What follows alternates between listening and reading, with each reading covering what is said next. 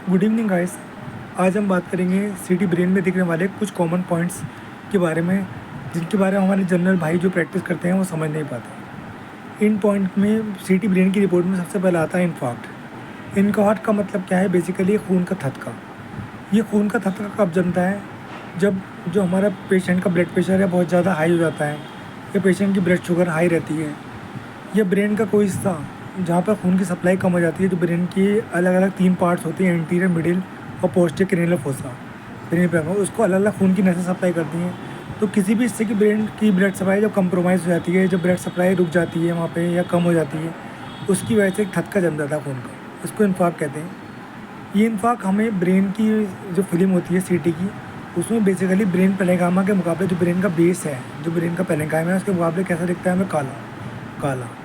काले का मतलब इसमें सीटी के रंग में होता है hypodense. Hypodense relative to normal brain parenchyma. तो अगर आपको इन्फार्क्ट सीटी ब्रेन की रिपोर्ट में दिखता है, इसका मतलब है खून का थक्का।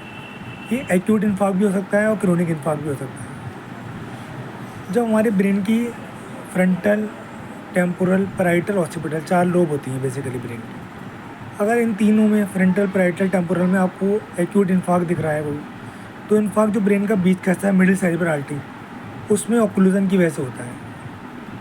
इसे कहा जाता है एमसी इन्फार्क्ट। ये राइट साइड भी हो सकता है, ये लेफ्ट साइड भी हो सकता है। दूसरा फ्रीक्वेंट इंप्रेशन जो आपको ब्रेन सीटी की रिपोर्ट में देखने को मिलता है वो होता है ईडमा।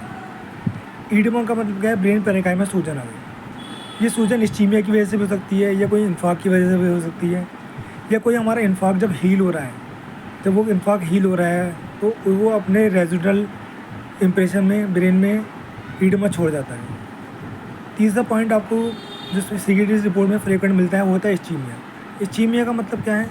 इस्चीमिया का मतलब है ब्रेन का जो हिस्सा है कोई भी, वहाँ पे पर्टिकुलर हिस्से में ब्रेन ब्लड सप्लाई कम हो गई है या काफ़ी रिड्यूस हो गई है, जिसकी वजह से वहाँ पे इस्चीमिक कंडीशन बन गई है।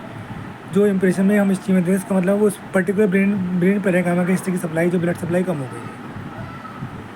चौथा फ्रीक्वेंट पॉइंट जो आपको ब्रेन सीटी की रिपोर्ट में मिलता है वो मिलता है नीमोसेफेलस। नीमोसेफेलस का मतलब क्या है कि ब्रेन पेरेन्काइमा जो है उसके अंदर एयर आ गई है। अब ये एयर कहाँ से आएगी?